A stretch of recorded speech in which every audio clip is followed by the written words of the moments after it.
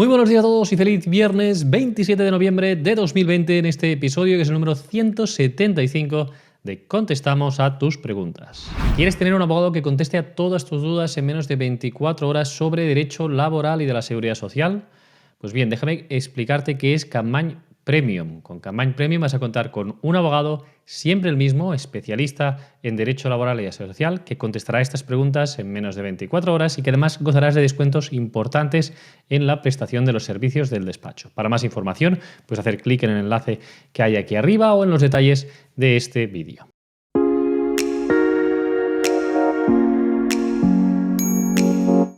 ¿Qué tal? ¿Cómo estáis todos? Espero que hayáis pasado una feliz semana y en este sentido pues vamos a, como siempre, a recoger lo que hemos hecho durante esta semana para luego pasar ya a contestar a las preguntas que nos habéis formulado durante esta semana. Bien, como siempre, pues hacemos este repaso. El lunes tuvimos dos sentencias. En este caso tenemos una sentencia por gran invalidez por una enfermedad rara ocular que solo afecta al 3% de la población, en sentencia interesante. Y también un caso de éxito, en este caso pues en vídeo, en el que pues, mi compañero Marc habla sobre el alcoholismo que le llevó a una depresión a una persona y que en ese caso le reconocieron una incapacidad absoluta. El martes, en un vídeo divulgativo, mi compañera Marta habla sobre los cobros del despido cuando una empresa está en concurso de acreedores. Y hablamos de esta figura del FOGASA, del Fondo de Garantía Salarial. Entonces, en este caso, pues Marta nos lo explica. El miércoles tuvimos un directo, en este caso pues lo hicimos primero en YouTube y en Facebook en simultáneo y luego también lo hicimos a partir de las 5:30 por Instagram, que fue un nuevo éxito como lo vienen siendo estas últimas semanas. Y por último, ayer hicimos un artículo en el blog hablando sobre la demora de calificación en el caso de la incapacidad permanente, que sucede cuando pasamos los 18 meses y nos dan esta demora de calificación que puede alargarse la baja hasta los 24 meses. Pues lo explicamos ahí, en este sentido, en el artículo del blog que publicamos ayer. Y ahora ya sin más, si os parece, pues pasamos a contestar a las preguntas de audiencia. No sin antes, como siempre, recordaros que si no lo habéis hecho aún ya, pues que le deis al like a este vídeo, que os suscribáis al canal y que también le deis a la campana para que os notifiquen de todos estos vídeos que vamos publicando cada semana para vosotros. Bien, empezamos ya con la primera pregunta. Nos la hace Alex y nos dice lo siguiente. Muy buenas y felicidades por vuestro canal. Gracias a ti, Alex, por preguntarnos. Y dice lo siguiente. Yo hace 17 años trabajaba como encofrador y tuve un accidente de tráfico, tras lo cual percibí una total. Ahora llevo en otro gremio trabajando 14 años, pero debido a otras operaciones mi situación ha empeorado. En total tengo 20 años cotizados y un 66% de minusvalía. Si solicito la absoluta, ¿se tendrán en cuenta los últimos 8 años cotizados de este último trabajo o tendría que ser la base reguladora de cuando trabajaba en la construcción? Gracias y muy amables. Suscrito y super like. Bien, muchísimas gracias, Alex, por la pregunta. Pues bien, en este caso, en principio, has cotizado lo suficiente como para poder solicitar una incapacidad nueva, incluso puede ser una absoluta, para que te cuenten las cotizaciones pues antiguas, las nuevas, las que hayas hecho en los últimos años, ¿no? En ese sentido, entonces, lo puedes hacer o podrías hacer una revisión de grado para absoluta del procedimiento anterior. Incluso podrías cobrar dos pensiones. Si la anterior te la dieron, por ejemplo, en el RETA, en el régimen de autónomos, y ahora es en régimen general o viceversa, también podrías cobrar dos pensiones. La total que ya cobras y luego la nueva que hayas generado ahora por el tema del RETA o el régimen general. Si son del mismo régimen, no es posible cobrar dos pensiones.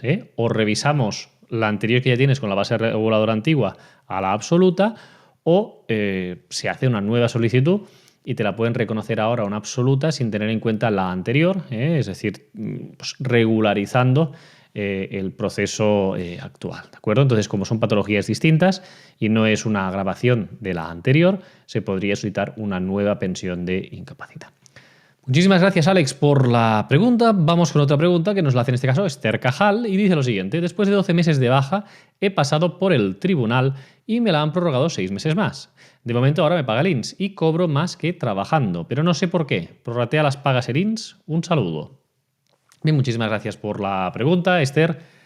A ver, no es que cobres más ni que prorratee las pagas el INS ni nada. En ese sentido, hemos de tener en cuenta que a lo mejor pues te hicieron unas retenciones el año pasado y las calcularon en base a que ibas a cobrar el 100% y este año calculan y el IRPF es en base a lo que vas a cobrar de baja.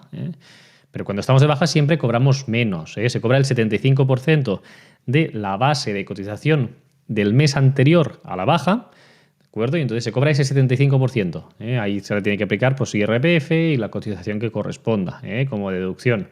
Es posible que también empresas pues, estén obligadas a pagar hasta el 100% por el complemento de incapacidad temporal, de baja médica. Pero no es demasiado habitual que se cobre más que estando trabajando. Si se cobra más que estando trabajando es porque el tipo de IRPF, el tipo de retención que te practican es inferior al que te practicaba la empresa y por lo tanto es probable que cuando tengas que hacer la declaración de la renta te salga a devolver.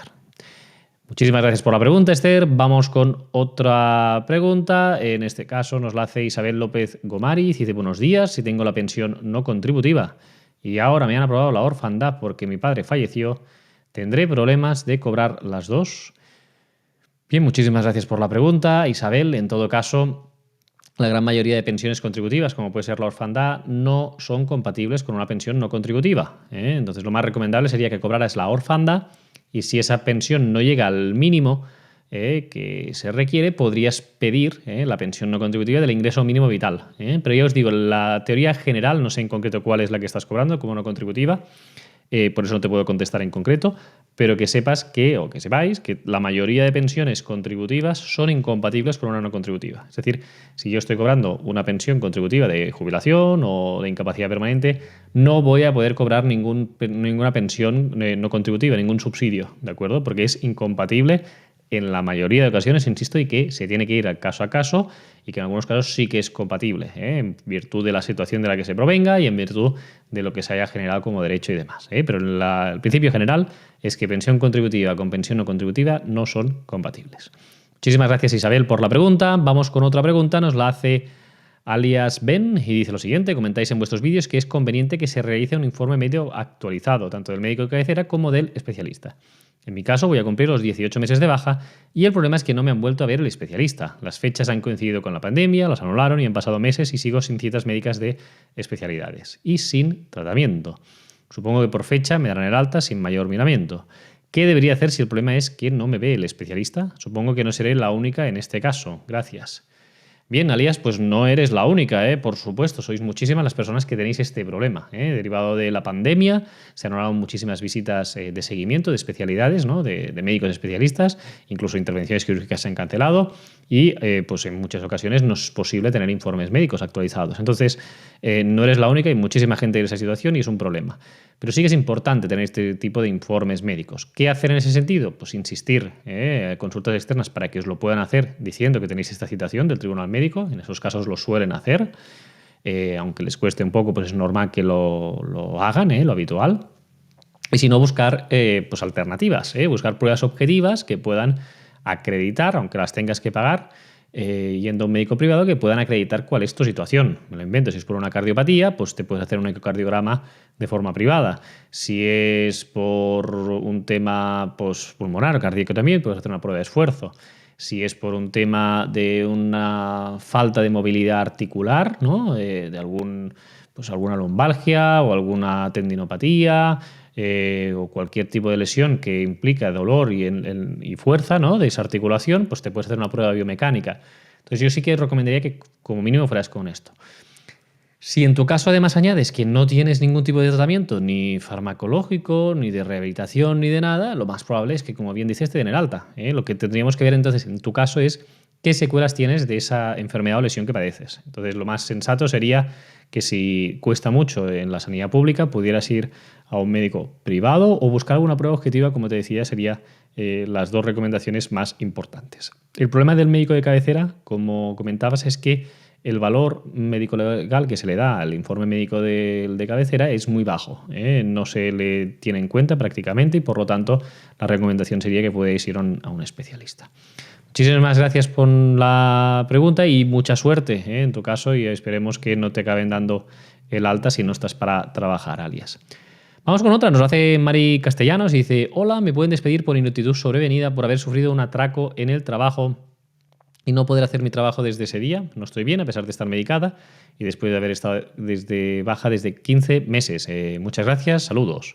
Bien, Mari, pues sí que te podrían reconocer pues ese despido por ineptitud sobrevenida. Si vas por prevención de riesgos laborales y ahí tienes informes pues, de psiquiatría y normalmente estaremos hablando aquí de un trastorno por estrés postraumático que es grave y que te impide volver a tu puesto de trabajo por todas las vivencias que tienes y tienes una limitación importante, pues el Servicio de Prevención de Riesgos Laborales te podría dar un no apto y eso facultaría a la empresa para llevar al despido. Lo que pasa que es más probable que en una situación como la que comentas, pues se vayan a esperar y sea la seguridad social, en este caso, quien pues llegue a dictar una resolución que te pueda reconocer una incapacidad total para tu profesión habitual. No es demasiado habitual, valga la redundancia, que esto lo haga el Servicio de Prevención de Riesgos Laborales, porque, insisto, lo tiene que hacer cuando estés de alta, no lo puede hacer estando de baja ni estando de vacaciones. La valoración se hace una vez te hayan dado el alta y está bien dada normalmente porque hayas agotado los 18 meses de baja, te dé un alta a la Seguridad Social y te deniegue la incapacidad, y en ese momento, al pasar por salud laboral, por reincorporarte por una baja de larga duración, pues lo habitual es que ahí se haga esa aptitud laboral, ¿no? O sea, se diga si eres apta, apta con limitaciones o no apta, y si eres no apta, entonces ahí sí que la empresa quedaría facultada para poder hacer ese despido por ineptitud sobrevenida, contra el que tú también tendrías derecho a recurrir si no estuvieras conforme. Pero eso sí que sería normalmente después de que te haya pues denegado la pensión de incapacidad permanente de la Seguridad Social y te haya dado pues la consecuente alta médica después de agotar la baja de los 18 meses. Muchísimas gracias, Mari, por la pregunta. Vamos con otra. Nos la hace Antón Echeverría y dice lo siguiente. Hola, si teniendo una incapacidad total trabajas en una empresa que contrata gente discapacitada, en caso que te revisen la incapacidad y te den el alta, ¿podría dicha empresa despedirte? Gracias. Bien, Antón, muchas gracias por la pregunta. En este sentido, este tipo de empresas con la que trabajas o la que dices estar interesado, ¿no? Son centros especiales de empleo. Estos centros especiales de empleo, a raíz de la sentencia que salió del Tribunal Supremo, de las sentencias que salieron del Supremo en noviembre del 2018, se diferenció bien el hecho del grado de discapacidad con la incapacidad permanente. Es decir, cualquier pensionista de incapacidad permanente, ya sea total, absoluta o gran invalidez, tiene el 33% de discapacidad, pero solo a algunos efectos, no a todos los efectos. Es decir, que la persona que tiene un grado del 33% de discapacidad o más reconocido por su comunidad autónoma tiene todos los derechos que vienen aparejados a ese reconocimiento de discapacidad del 33%. Pero el de incapacidad permanente no es todos los efectos, y entre ellos el hecho de poder estar trabajando en un centro especial de empleo con bonificación y demás para el empresario no está en esa situación de tener una incapacidad permanente, ¿de acuerdo? Y por lo tanto, esto ya hubo mucha litigiosidad y se llegó a sentencias y se dio la razón.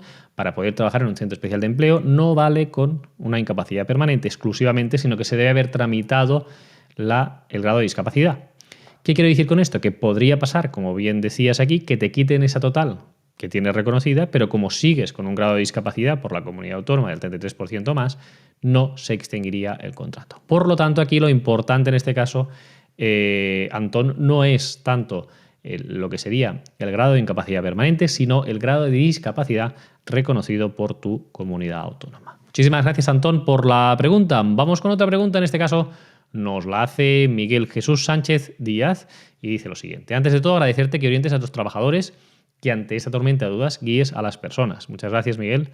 Y dice lo siguiente, mi pregunta es la siguiente. Un compañero enfermó de COVID-19 y los que estuvieron próximos a él fueron aislados en casa durante 10 días. Ahora, y a mi parecer a modo de castigo, a las personas que estuvimos aisladas, nuestra empresa nos dice que seamos nosotros quienes nos apañemos con la mutua para cobrar esos días. Nos obliga.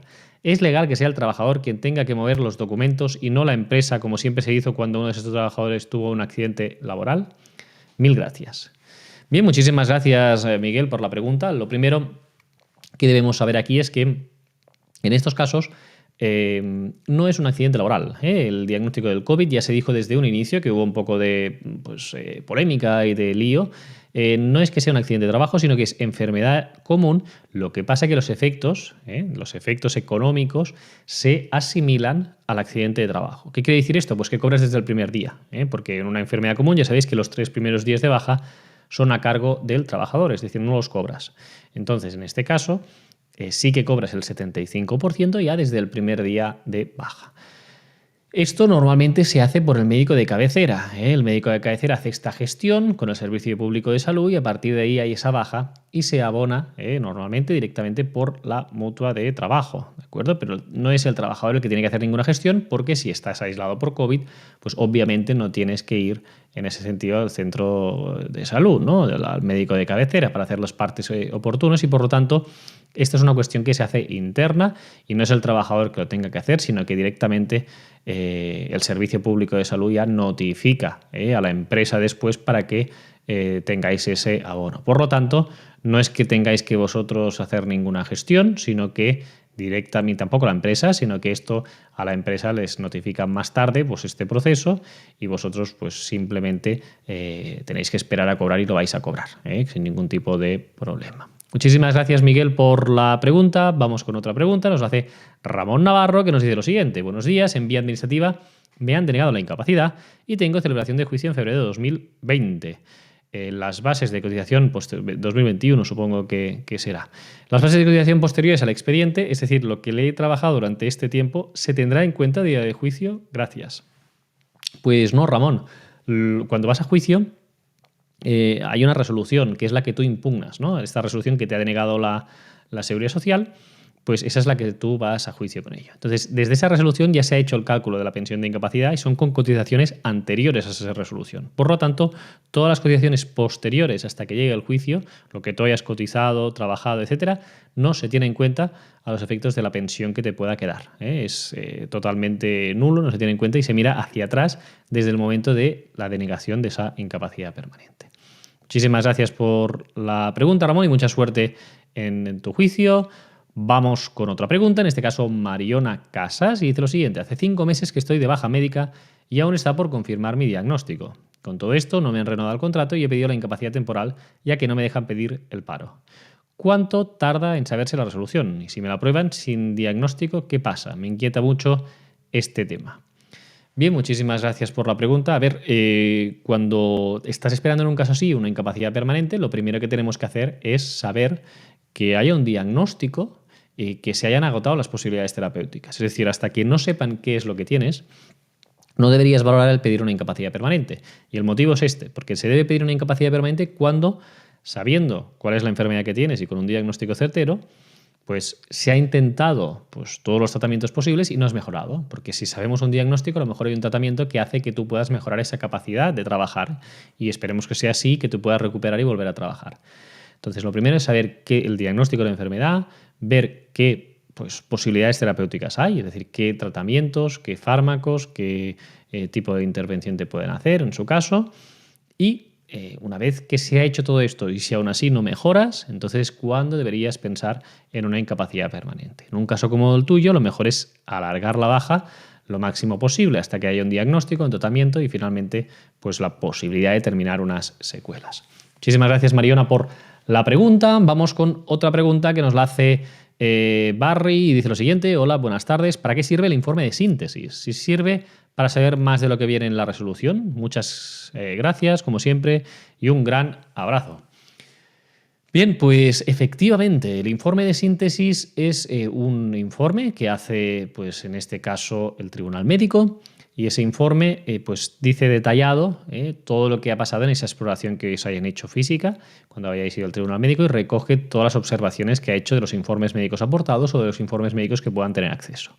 Hay unas conclusiones y luego esto, pues el equipo de valoración de incapacidades pues decide si se concede o no una incapacidad.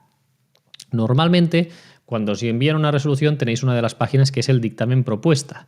En el dictamen propuesta hay solo las conclusiones de este informe de síntesis y por lo tanto para los abogados nos es muy importante tener ese informe de síntesis porque a veces se da el caso de que el Tribunal Médico ha dicho que sí, que le tendrían que dar una incapacidad a esa persona y luego el EBI pues, ha dicho que no y dicta una resolución diciendo que no. O a veces se dice que la incapacidad se entiende que sería para cualquier tipo de trabajo y se le da una incapacidad inferior, una total, por ejemplo. Entonces, ese estudio del informe médico de síntesis es importantísimo. Solo destacar una cosa, que en Cataluña no se llama informe de síntesis, porque ya sabéis que esa competencia pues la tiene atribuida otro órgano, que es el SGAM, lo que era antes el ICAM, y que por lo tanto ahí tenéis que pedir el dictamen del ICAM, el SGAM, que lo podéis pedir en este centro y que os lo envían al cabo de 2 o 3 días por internet, y tenéis derecho a tener este informe, y que tampoco lo envía la Seguridad Social. Si sois de Cataluña, este informe tampoco os lo envían y lo tenéis que pedir, ya sea el informe de médico de síntesis o este dictamen del ICAM, como os comentaba. Muchísimas gracias, Barry, por la pregunta, y vamos con otra pregunta que nos la hace, en este caso, Gruencho, y dice lo siguiente: sobre la cotización de contratos a tiempo parcial, se indica que en el cálculo exacto se realizará en el momento de acceso a la incapacidad permanente, pero en cualquier caso, por defecto, se multiplica por 1,5. Sirva como ejemplo un contrato de 30 días a media jornada, donde resultarían 15 días cotizados multiplicados por 1,5, 22,5. Sin embargo, entiendo que por la sentencia que salió se produce un agravio, porque ya de por sí las bases de cotización son inferiores y por lo tanto se deben computar la totalidad de los días que medien entre la fecha de alta y la baja, conforme al ejemplo serían 30 días cotizados. Esto es así, muchas gracias y un saludo. Bien, muchísimas gracias, Ruencho, por la pregunta. Lo primero que tenemos que decir es que la sentencia que te refieres, que es la que anuló el coeficiente de parcialidad, solo es aplicable exclusivamente a la jubilación y no lo es a la incapacidad. Efectivamente, ese argumento que tú dices es totalmente válido, en el sentido de que ya la persona que ha trabajado a tiempo parcial tiene la penalidad de haber cotizado menos por haber trabajado a tiempo parcial, y por lo tanto su base de cotización es inferior, y que además tiene otra penalidad, que si se aplica ese coeficiente de parcialidad, pues aún le queda una pensión más baja, ¿no?, por haber trabajado menos tiempo. Entonces, esos son los argumentos por los cuales pues, se anuló por parte del Supremo esa normativa que aplicaba el coeficiente de parcialidad, pero que es totalmente vigente en la incapacidad permanente. Esperemos que esto llegue al Supremo y que lo modifiquen también, pero de momento ese coeficiente de parcialidad se utiliza tanto para el acceso, para el cálculo de la carencia, tanto general como específica en enfermedad común, para el acceso a la pensión de incapacidad permanente, como para el cálculo de la base reguladora. Es algo que está vigente aún y que hemos de esperar a que llegue al Tribunal Supremo, para que esperemos que, como ha hecho con las jubilaciones, pues también lo pueda hacer con la incapacidad permanente. Muchísimas gracias por la pregunta, Orencho, y hasta aquí las preguntas de hoy. Nos despedimos, como siempre, pues nombrando 3 agradecimientos de la audiencia. En este caso, Marcos Jesús Cuellar dice: buena información, amigo. Chari Garrido Gómez dice: hola, buenas tardes, he estado escuchando este vídeo, me ha encantado, muchísimas gracias. Y Carmen Vázquez dice: valiosa información, muchas gracias. Pues bien, a vosotros muchísimas gracias por estar aquí una semana más, por ver este episodio de Contestamos la Pregunta, ya número 175. Muchísimas gracias por aquellas personas que habéis hecho preguntas y que no os hemos podido responder en vídeo, pero que os intentamos responder a todos por texto, y por estar atentos a todos los contenidos que vamos publicando semana a semana. Ya sabéis, la semana que viene tenéis más, en los lunes casos de éxito con vídeo y por escrito, los martes con vídeos divulgativos interesantes para vosotros, miércoles con directos, jueves con artículos y los viernes con este Contestamos a Preguntas. Así que cada día de la semana tenéis un contenido para vosotros y que esperemos que os sea de utilidad. Muchísimas gracias a todos y que tengáis un feliz fin de semana.